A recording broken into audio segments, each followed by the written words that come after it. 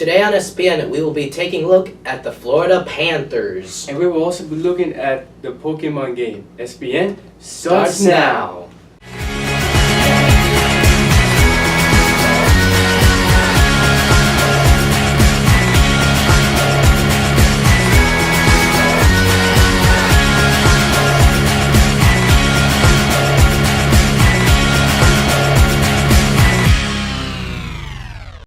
Good morning, Wolfpack. Today is Friday, November 18th.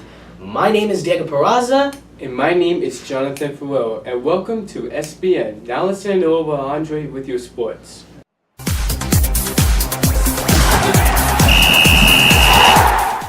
Good morning, Wolfpack. I'm Andre Guerrero with your sports for today.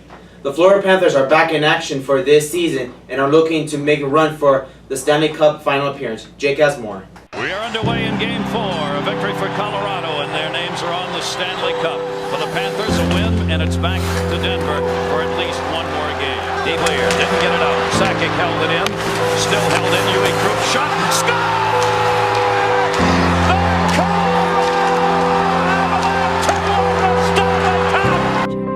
It was contested by the Western Conference champion Colorado Avalanche and the Eastern Conference champion Florida Panthers, two teams in the Stanley Cup final for the first time. Colorado defeated Florida in the 4-game sweep to win their first Stanley Cup, becoming the 7th post-1967 expansion team and the second former WHA team to win the Cup. Since then, it's been 21 years since the Florida Panthers have made an appearance to the Stanley Finals.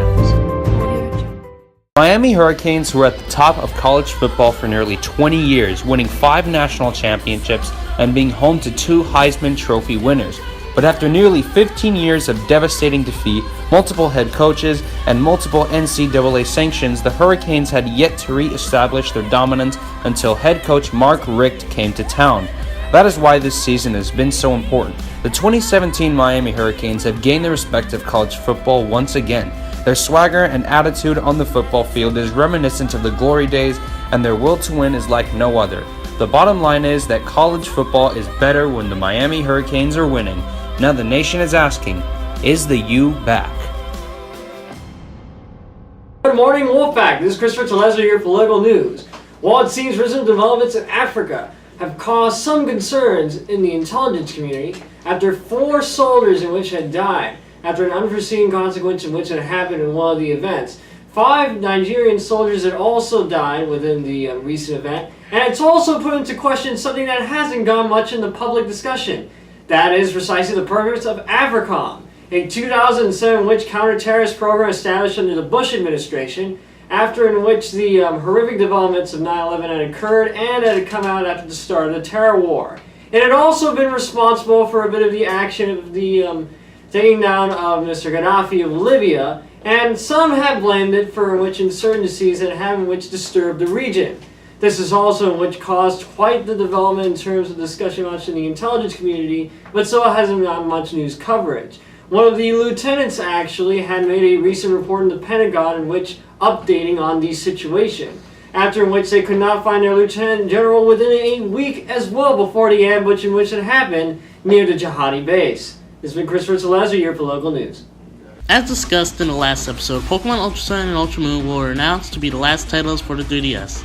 Just recently, news have been revealed on the sequel for Pokemon Sun and Moon regarding Team Rocket returning in the form of Rainbow Rocket, along with all the other villains from the Pokemon series such as Maxie, Archie, Cyrus, Gestis, and Lysandre. The new Battle Agency is a new battle facility where you can rent powerful Pokemon to defeat strong opponents and get rare items. The new Ultra Sun and Ultra Moon feature allows you to travel through wormholes and battle Ultra Beasts and past legendary Pokemon. The last title on the 3DS will bring the series together in November 17th this year. This is Luke Kobus reporting for SPN. Thanks, guys. In movie news, Thor Ragnarok has recently come out and is the 2nd highest grossing Marvel movie ever to be made on Rotten Tomatoes, right behind Iron Man 1. I've seen the movie and I'm going to give my 2 cents on it. Personally, I think it has great storytelling, amazing characters, great comedy, and unbelievable special effects. It's a great continuation to the Marvel Universe, and I personally am going to give it a 9.5 out of 10. It's a great movie, and it's definitely recommend the money that you spend to watch it. That's all I have, and now back to you guys. When I found you, I saw raw, untamed power. And beyond that, something truly special.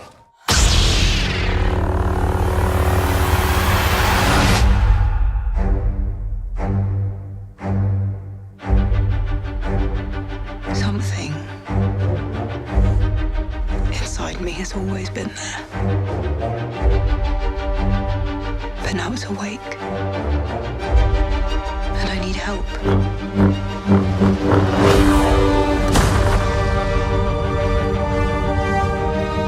I've seen this raw strength only once before. It didn't scare me enough then. It does now.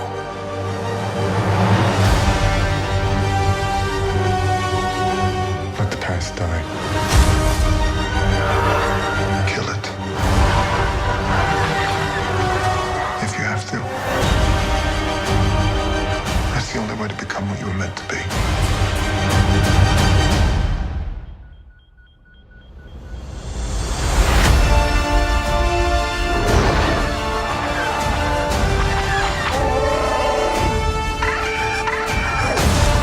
We are the spark that'll light the fire that'll burn the First Order down.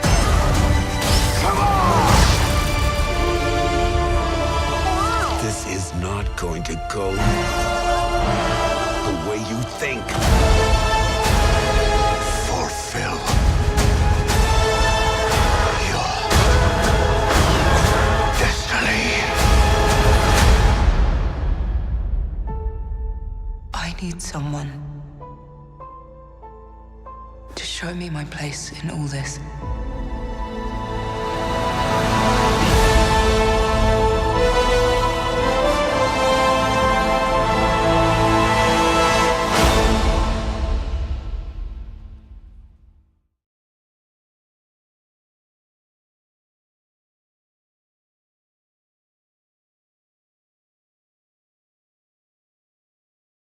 Well, that's all we have for today.